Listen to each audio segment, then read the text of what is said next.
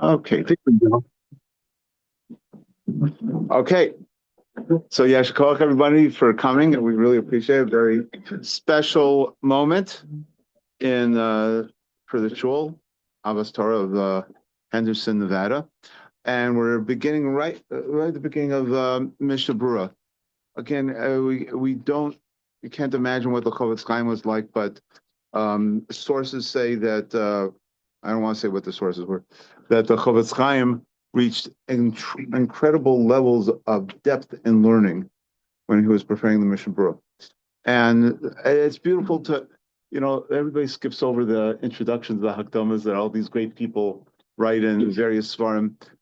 So we're not going to go through it, but I just wanted to mention one point that the Chafetz Chaim says in his Hakdama and in his introduction to the Mishnah Brura. First of all, you should know, it's very interesting. Somebody told me that when it came out, it was there was a book review about the Mishnah Brura in a non-from periodical, and they said it's an amazing and a comprehensive analysis of the Mishnah. Shows you how much they read of it, but that begs the question: why is it called Mishnah Brura, right? Because that clear Mishnah does sound like it's a commentary. Not to say I'm agreeing with them. That's a commentary on the Mishnah, right? So what's the story with the title? I mean, just Pasha, the title. So people don't realize the answer is the Gemara in Shabbos. The Gemara says that it will be in the future that will not be found a Mishnah Brura in Klal Yisrael. Meaning that, and Rashi says, somebody will say, give you a clear answer to halacha. Now, it's very interesting to me. I know we don't want to get into this now because we're learning Mishnah Brura.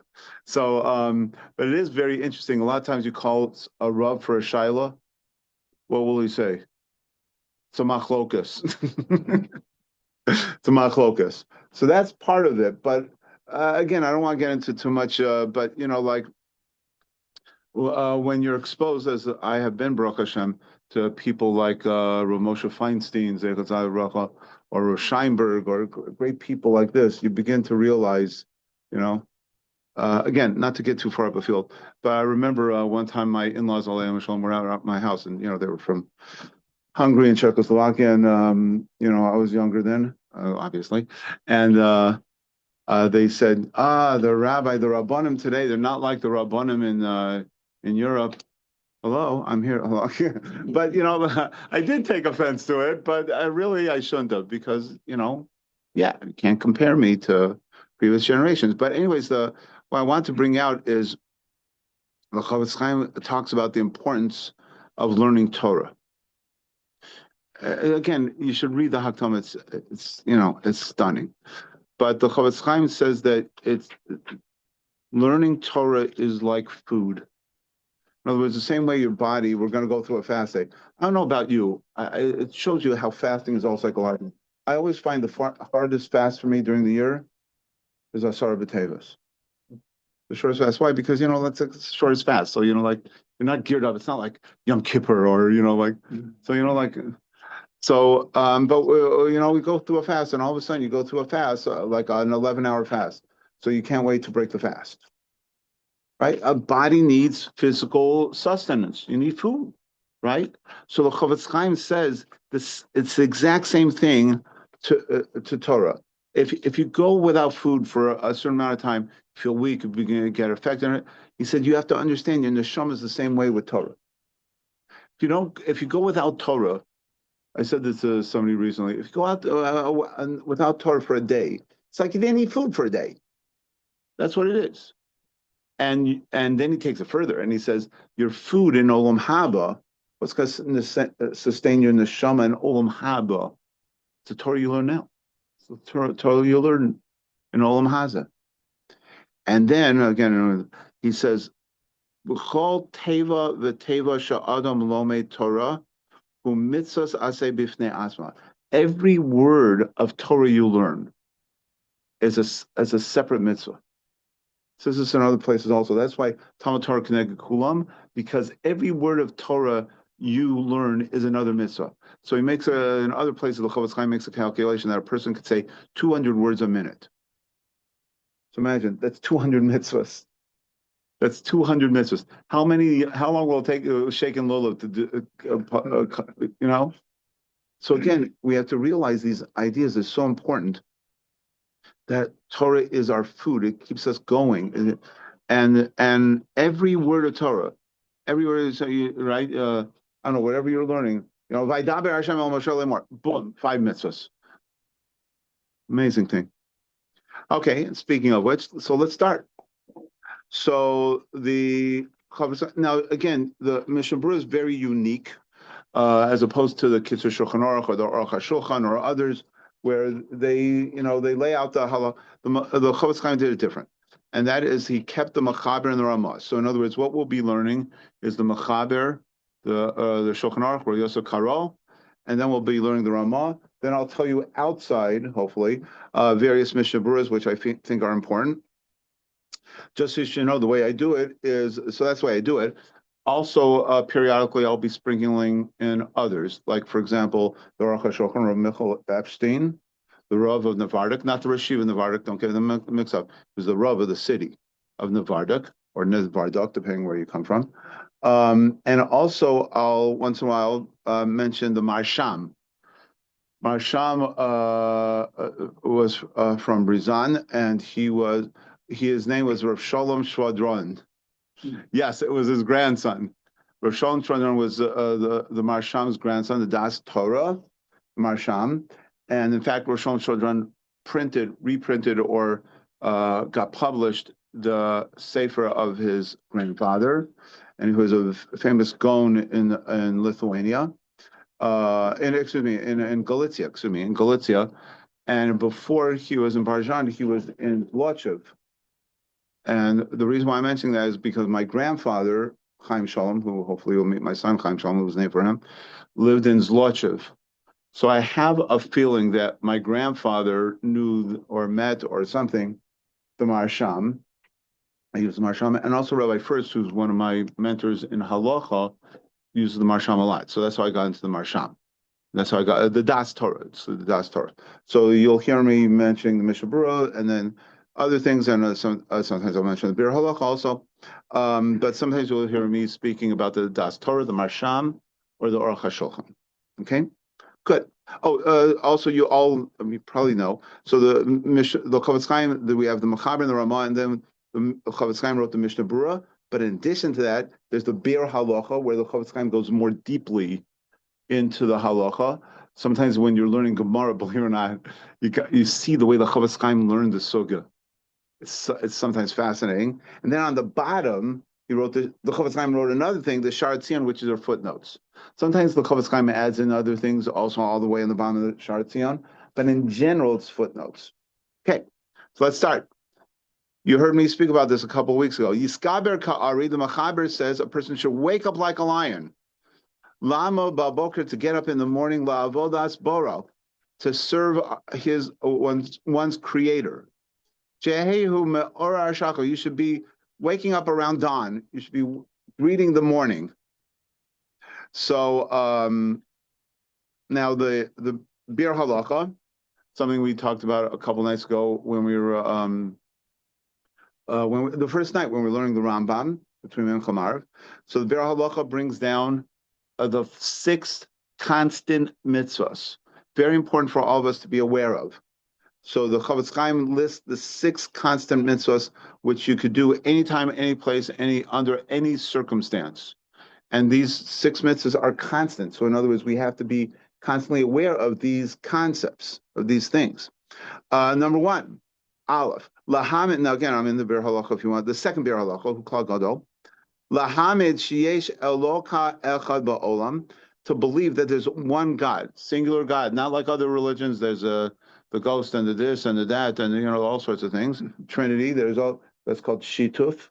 That your God is a partner, has partners. No, that's not the way it works. There's one singular God. Base. Number 2. Shlonamin b'shum Elohim zula. So there's no other power besides Hashem. There's nothing, like we say in Shemona Esrei, Umi dom elach. Now, there's nothing even close to Hashem. Not even close. That's number 2. Number 3 is liyachdo, to understand and say that there's one Hashem, there's only one, and he brings down what we just did. When you say Shema Yisrael Hashem Elokeinu Hashem Echad, one. There's a singular God. Number 4, La'avos HaMakom Baruch Hu, to love Hashem.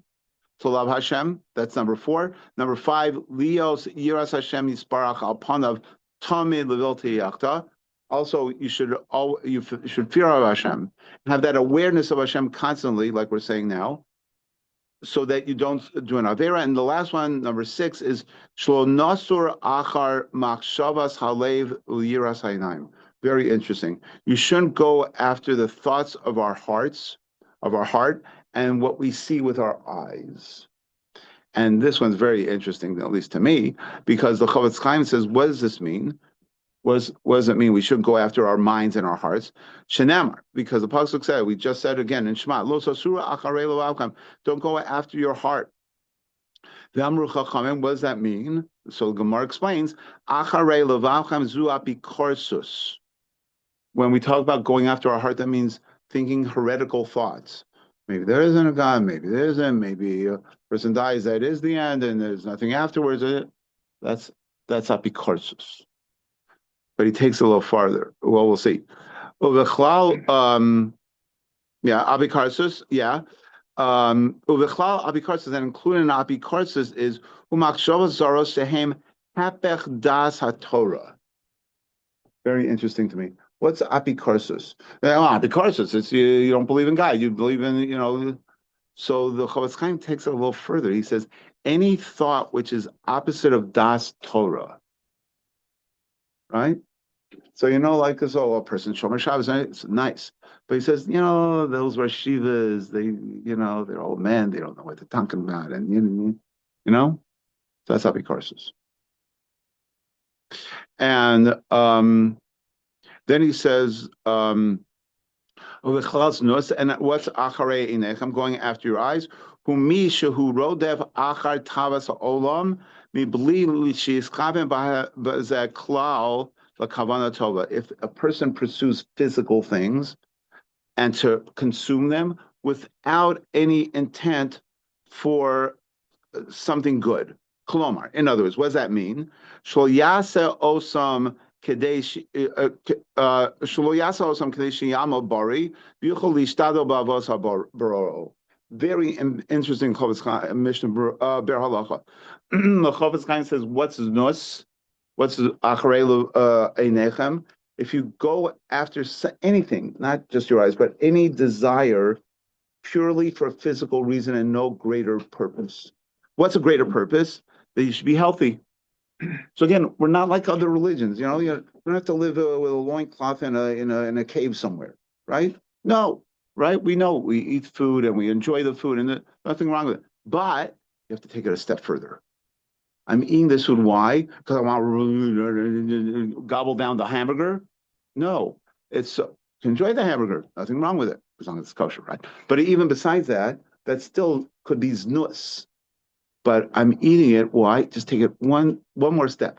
I'm eating it so I could be healthy. So I could serve Hashem. Now, again, this is very tricky because, again, one time somebody in LA told me they had a far commute and they were taking this job, not taking the job. So we sat down, we discussed it, decided to take the job. It was all the way out in Irvine, LA to Irvine. It was a schlep. It was like an hour and a half. So he said, to me, Rabbi Summers, it's a long commute. I'm going to get a motorcycle. I said, why? So he said, because in those, I don't know, they might change the halacha now, that if you were in a motorcycle, you could go in the HOV line, right? He's driving by himself. Yeah. So how he's going to get stuck on the 405 every day going south, it's a fate worse than death, right? So this way, you go in the HOV line and then zoom. So I said, no, you shouldn't do that because I don't know if it's safe, So he said, okay, I'll get a car. I said, no, you not only get a car, but get a nice car. I said, not, I'm not talking about a Rolls Royce. I said, you should get a comfortable car. He said, why? I said, because it's a long commute. So you shouldn't be in a Yugo, like anybody remembers those times. Right? It's going to be tiring. So again, so that person could say, "Oh, so I'll buy a Bentley. Buy a Bentley." So what's the Teretz? Teretz says, "No, you have to take care of yourself. Don't drive the motorcycle and get a comfortable car, but don't go. Well, I'll buy a Lamborghini because I want to get to shul faster. Good yunt. That's it's not most of the time, but So again, there's a very important Biur Halacha because the Chafetz Chaim is saying Znus is anything when there's no greater purpose, but you have to make sure that purpose is pure. Again, so I told this guy, get a nice car. Get a nice car. Make sure you're comfortable. Make sure it runs well. Make sure don't buy a motorcycle. But on the other hand, you shouldn't go too far because we could take it to the extreme. So that's one of the things you'll hear from me very often. That's one of the beauties of a Torah lifestyle. Like I spoke about on Shabbos, one of the times, one thing is depth. Right? That's what I spoke about at the 8:45 minute. Is depth. We are not superficial people. Carl looks at Shimon and Levi. Shimon and right? But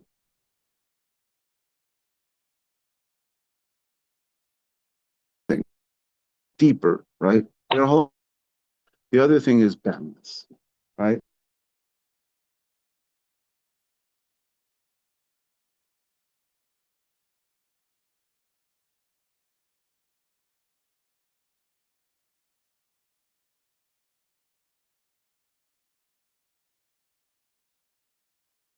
And make sure we could serve Hashem. But on the other hand, don't go too far. That balance. Okay, we'll stop here for tonight, and in Meretz Hashem, we'll pick this up Meretz Hashem tomorrow. Yashar Koach, everyone. Yashar Koach.